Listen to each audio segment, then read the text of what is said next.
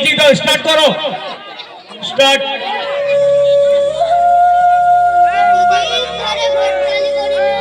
এখনো পর্যন্ত একটা বিবাহ দিতে পারলুম না।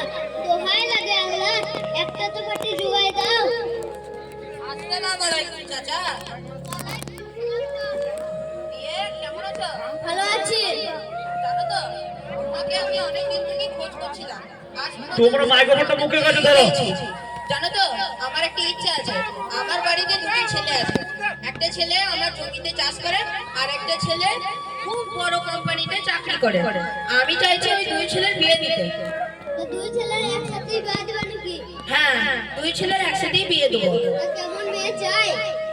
খুব সাংসারিক এবং খুব ভালো বংশের। আমার হাতে প্রচুর মেয়ে আছে। মেয়ে দুইখান আছে, আমার পুতেরিয়া, একটা গরিব ফ্যামিলি আর একটা বড়লোক ফ্যামিলি। আচ্ছা ঠিক আছে, আমি আমার চাষি ছেলের সাথে তোমার গরিব ঘরের মেয়ের বিয়ে দেবো এবং আমার চাকরিযুক্ত ছেলের সাথে বড় লোকের মেয়ের বিয়ে দেবো। ঠিক আছে, তুমি দিনক্ষণ ঠিক করো, তুমি তোমার বউটা পেয়ে যাবে। দিনখানে শুক্রবারই আচ্ছা বেশ ঠিক আছে। লড়াবি না, দেখ লড়িস না।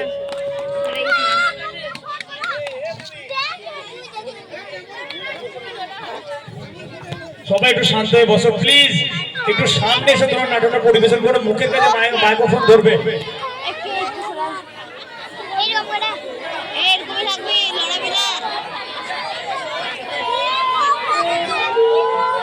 সবাই চুপ করো, সবাই চুপ করো।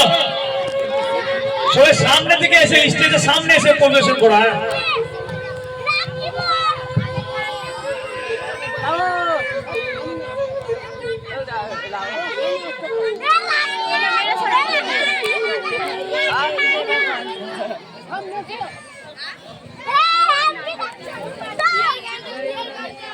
Ready ready.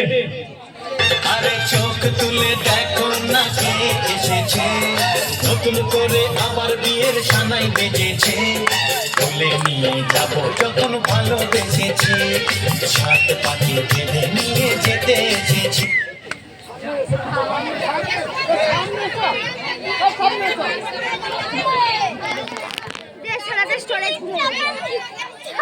সবাই একটু শান্ত, সবাই চুপ করো, ওদেরকে করতে দাও জিনিসটা। স্টোরেজ ফুল হবে না ক্যামেরা।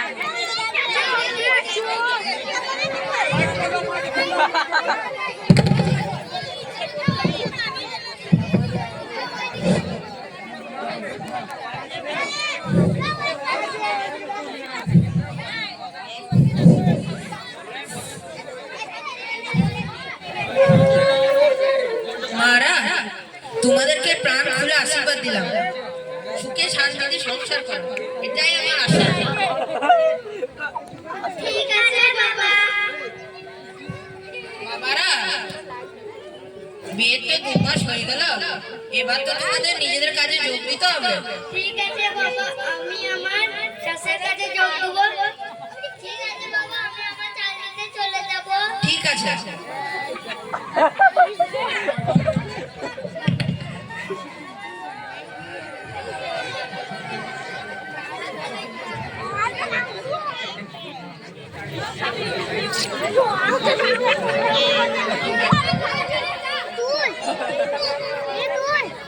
স্টোরেজ ফুল হবে না ক্যামেরা।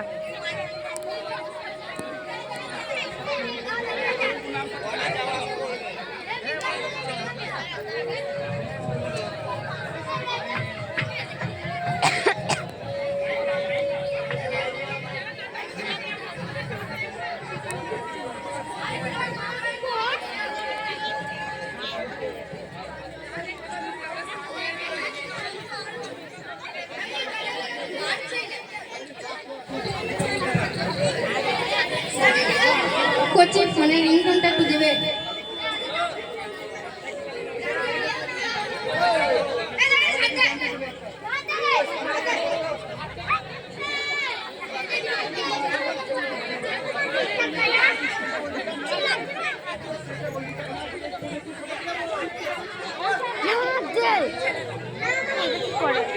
ফোনের রিংটোনটা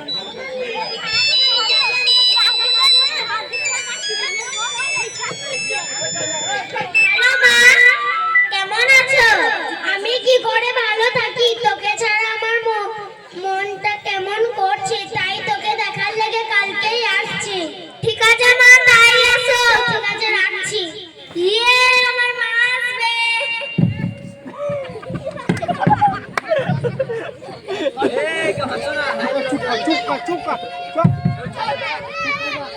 ভাবি ভাবি ঘরে আছো? হ্যাঁ বল। সবাই চুপ করে একটু চুপ করো। আমার কলেজের ফিসটা লাগবে, ফিসটা তুমি ভাইকে বলনি? হ্যাঁ তোর ভাইকে বলেছি, ব্যবস্থা করে দেবে। ঠিক আছে আমি এখন চলি। ঠিক আছে 1000 টাকাই তো জোগাড় হয়েছে, আর 500 টাকা কোথায় পাই? হ্যাঁ ছোটর কাছে দেখি। ছোট ছোট ভাইটা আছিস? হ্যাঁ ভাবি কি হয়েছে বলো। নাজিনের কলেজের ফিস লাগবে, 500 টাকা দিবি?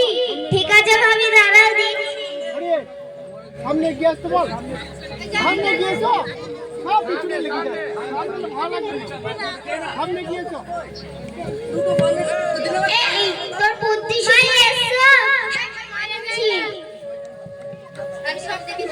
হ্যাঁ অনেকক্ষণ এসেছি। তোর বুদ্ধি শুদ্ধি নাই নাকি এতগুলো পয়সাগুলো ফকিন্নিদের পিছনে দিচ্ছিস?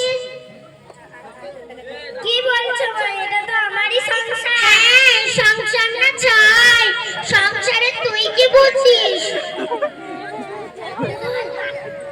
আজকে 1000 টাকা চাইছে, কাল 500 টাকা চাইবে, এভাবে তোর সংসারটা নষ্ট করে দিবে।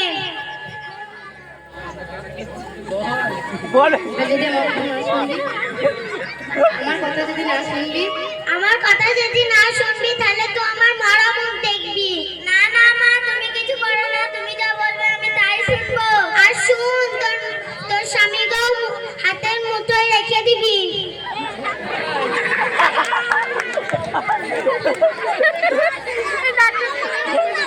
আগে দিয়ে আমি জানতাম কিরকম একটা মা মা আমাকে একটু সামনে হ্যাঁ ও মা মা আমাকে কোথায় থাক না মা।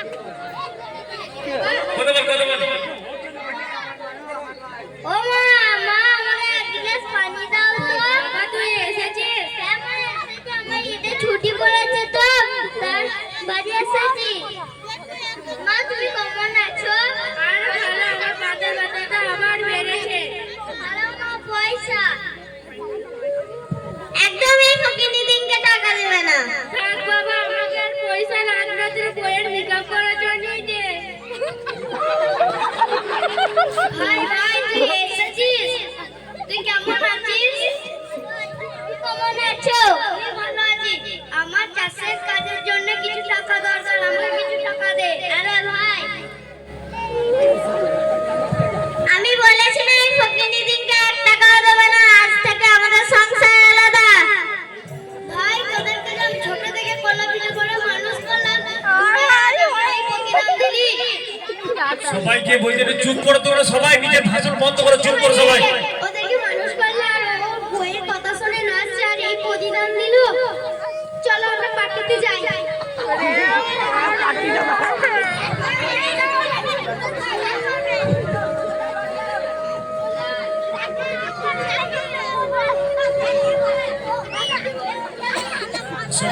সবাই চুপ করে একটু দেখো কত সুন্দর পরিবেশ হবে, সবাই চুপ করে থাকো।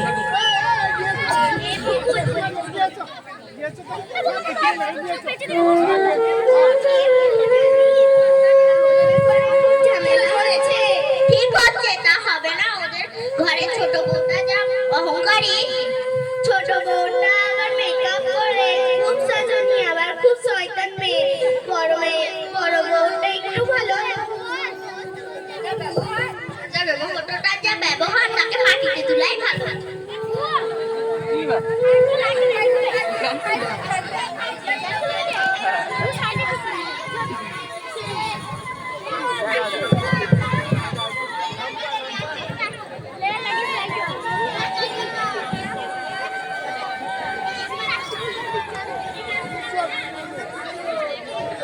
সামনে শোনা সব পিছনে যাচ্ছে, সব পিছনে এগিয়ে আসো, এগিয়ে আসো, ওই তো সামনে একটু সামনে দিকে একটু হঠাৎ করে আজকে আমার কাছে কি মনে করে? আর বলো না, আমার সংসারে যবে থেকে আমি এই ছোট বউটাকে সবাই চুপ করো, সবাই চুপ করো। তবে থেকে আমার সংসারে অশান্তিরা শেষ নাই। আর এই বিয়ানটাও মাঝে মধ্যে ঝগড়া করতে চলে আসে, তাই তোমার কাছ থেকে আমি বিচার পেতে এসেছি। আচ্ছা তাহলে তোমার ছোট বৌমার বিয়ান থেকে ডেকে যাও বাবা, ওদেরকে ডেকে নিয়ে আসো।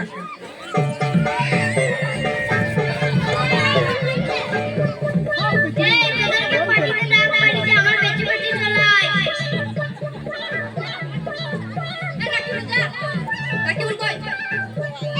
কি শুনছি তোমরা নাকি সংসারে অশান্তি করছো? তোমরা কি করছো? এদেরকে আমি ছোট থেকে কোলে পিঠে করে মানুষ করেছি, ও চাষের লেগে কিছু সেটা একটু বড় করে দাঁড়াও। তাই এরা আজকে এই ঝামেলা করছে আমাদের সাথে। ও তোমাদেরকে তোমার বাপ ভাইরা ছোটবেলা থেকে মানুষ করেছে আর তোমরা এই প্রতিদান দিচ্ছ? তোমাদের আজকে আমি গ্রাম ছাড়া করছি, তোমাদের গ্রাম থেকে বার করে দেবো।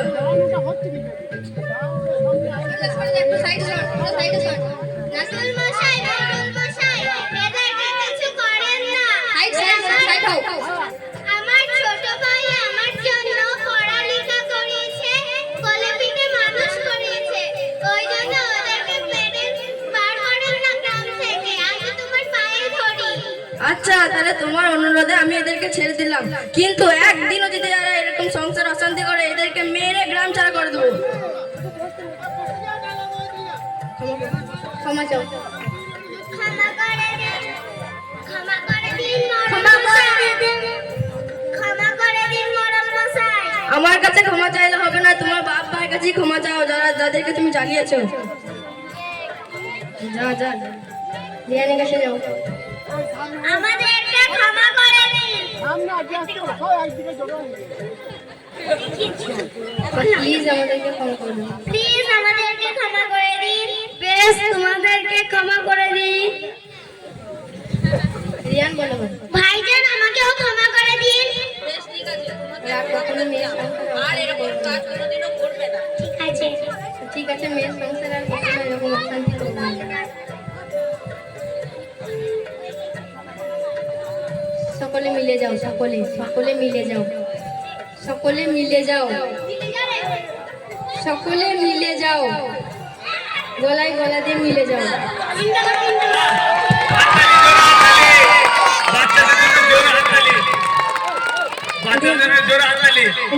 রিয়ান মহাশয় বলো। দর্শকদের উদ্দেশ্যে কিছু কথা। আমরা এই কজন সবাই মিলে এক সমাজ সচেতনামূলক এক নাটক সবাইকে দেখালাম। যদি এই নাটকের মধ্যে কোনো ভুল ত্রুটি থেকে থাকে ক্ষমা দৃষ্টান্তে আমাদের সবাইকে দেখবেন।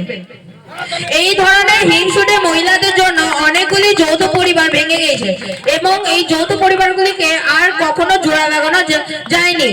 এই ধরনের মহিলাদের জন্য সংসারগুলো বিষে পরিণত হয়েছে। এটা সম্পূর্ণ একটি কাল্পনিক কাহিনী, কাউকে ছোট করার উদ্দেশ্যে নয়, তাই প্লিজ আপনারা কেউ মাইন্ডে নেবেন না। আসসালামু আলাইকুম। এটা করে আজ আমরা সমাপ্ত করলাম।